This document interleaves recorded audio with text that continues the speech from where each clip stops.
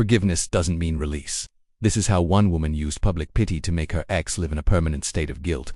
It's a story that sounds like something out of a movie, but it's a real-life mental trap, a cautionary tale about the darker side of so-called forgiveness. Imagine this: Sarah and Tom, a seemingly perfect couple, high school sweethearts, the envy of their small town. But behind closed doors, things weren't so rosy. Tom made a mistake, a big one. He broke Sarah's trust in a way that shattered their shared world. The details aren't what's important. What matters is what came next.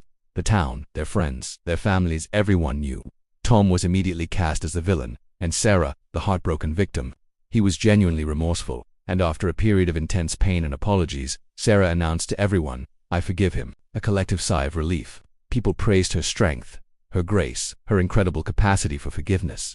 It seemed like the story had a happy ending, but that's where the real story begins. Sarah's forgiveness wasn't a clean slate. It was a chain. She forgave him, yes, but she never ever let him forget. Every social gathering became a stage for her performance. She'd bring it up subtly. "Oh, Tom is so wonderful for helping me with this," she'd say with a sad, knowing smile. "Especially after everything I've been through." The room would fall silent. Friends would cast sympathetic glances at Sarah and glare at Tom. He would just stand there, head down, taking the silent punishment. His mistake became his permanent identity. Her social media was a masterclass in passive aggression. Posts about healing, overcoming betrayal, and finding strength in pain, always accompanied by photos of her looking wistfully into the distance. The comments would pour in, "You're so strong, Sarah. He doesn't deserve you." She never named him, but she didn't have to.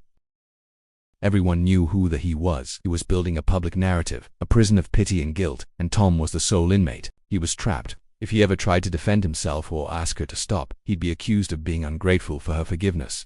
"How can you say that?" she'd cry. "After I forgave you for what you did." It was the perfect checkmate. This went on for years. Tom's shoulders grew permanently stooped, the light in his eyes dimmed. He was living in a constant state of apology, not for his initial mistake, but for his very existence. He was paying his debt over and over again, a debt that Sarah, his supposed forgiver, ensured would never be paid in full. She had weaponized her victimhood. She wasn't healing. She was tending to her wound, making sure it never closed, because the scar gave her power. The public sympathy was her fuel. She was addicted to being the strong, wronged woman. This story brings up a powerful question. What is true forgiveness? Is it a declaration we make for an audience, or is it an internal process of letting go? True forgiveness isn't about absolving someone else so they can feel better. It's about freeing yourself. It's about deciding that you will no longer allow someone else's actions to occupy space in your head and heart. It's a release, not a leash. When you hold on to a grudge, even under the guise of forgiveness, you're the one carrying the weight. It's like drinking poison and expecting the other person to get sick. Sarah thought she was in control. She thought she was winning by keeping Tom in a state of perpetual guilt, but in reality, she was just as trapped as he was. Her entire identity became wrapped up in her pain. She couldn't move forward because she was constantly looking backward, reliving the hurt to keep the narrative alive. She couldn't build a new, happy future because her present was dedicated to punishing the past. The mental trap she set for Tom, she had also stepped into herself. We see this in smaller ways in our own lives, don't we? Bringing up old arguments during a new disagreement. The classic, "Well, you always ... or remember that time you ... It's a way of gaining leverage, of reminding the other person of their past failings to win a current battle. But does it ever truly work? Or does it just create a cycle of resentment and bitterness, where no one ever feels safe and no issue is ever truly resolved?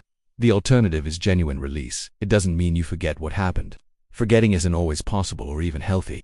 It means you choose to let go of the anger, the resentment, and the desire for punishment. It means you accept that the past is the past, and you focus your energy on the present and the future. It's a gift you give to yourself first and foremost. It's the key that unlocks your own cage. Think about the energy it takes to maintain a grudge. The mental gymnastics, the replaying of events, the constant stoking of anger. It's exhausting. Now, think about the energy that is freed up when you let go. That energy can be used to build, to create, to love, to experience joy. It's a choice. You can choose to be a prisoner of your past, or you can choose to be the architect of your future. So what happened to Sarah and Tom? Eventually, Tom broke. He couldn't live in that prison anymore. He left, not just Sarah, but the town, the friends, everything. He needed to start over, somewhere where he wasn't the guy who hurt Sarah. And Sarah too was left with her story, her pedestal of pity, but now, the audience was gone.